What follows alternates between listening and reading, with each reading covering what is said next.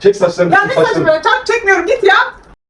Herkese merhabalar arkadaşlar. Arkadaşlar yepyeni bir videoya hoş geldiniz. Bugün Sinem'e kışkırtma yapacağım. Hem de çok fena bir kışkırtma yapacağım. Evet arkadaşlar, şimdi eve gizli kamera yerleştireceğim.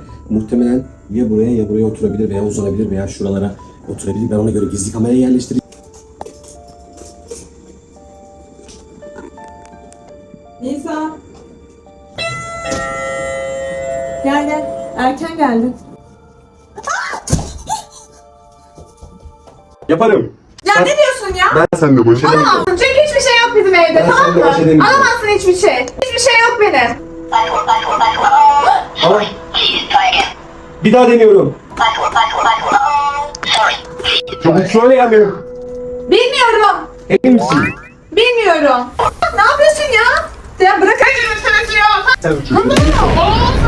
Yürüsene. Çekiyorum. Çek.